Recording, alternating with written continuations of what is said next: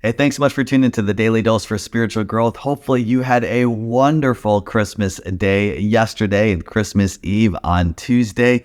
We are continuing on in the book of Psalms, and this psalm is really a choosing. Just like how we have choices every single day. We have decisions that we have to make. Hopefully, if it's in the morning and this is the very first thing that you're doing, praise God. Thank you so much. Maybe you chose to brush your teeth first. Maybe you chose to take a shower or clean. Whatever it is, all of those things are choices. The choice of the matter is that you are choosing to watch this, to listen to this, and I want to thank you so much for that. But that was a decision and a choice. And just like how we have a choice to seek God, we have a choice to choose to get into His Word. We have a choice to whether or not we are going to seek after Him. We are going to pray. We're going to meditate. We are going to acknowledge who God is. We have that choice, and David has that choice. And listen to these words. The first part of Psalm 63 is where we'll be at. I'll be reading verses 1 through 5. It says, "O God, you are my God. I earnestly search for you. My soul thirsts for you. My whole body longs for you in this parched and weary land where there is no water." I want you to think about that for a moment, just physically. When was the last time that you were so thirsty?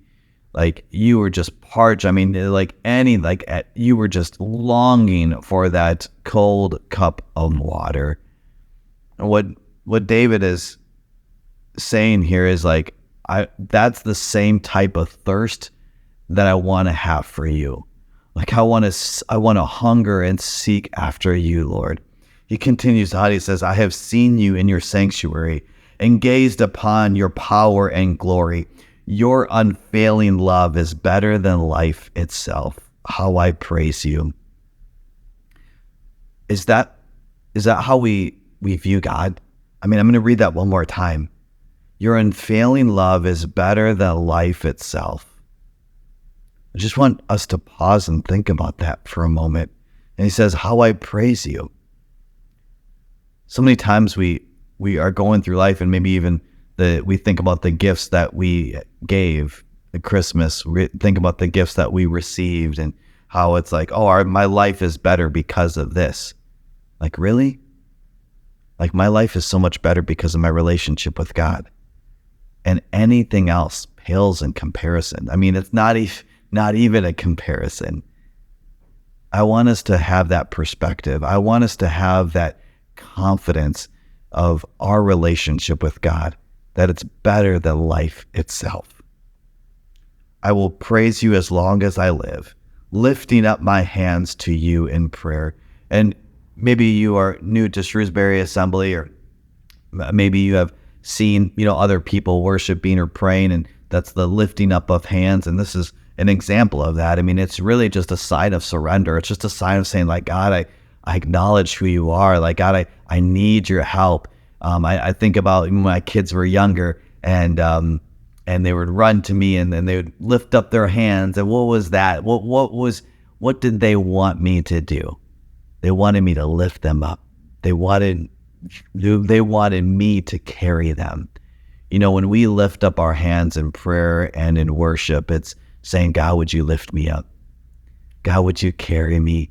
God, I want to rise above these uncertainties. I want to rise above my insecurities. I want to rise above my pride and my greed and the sin that so entangles me. God, I need you."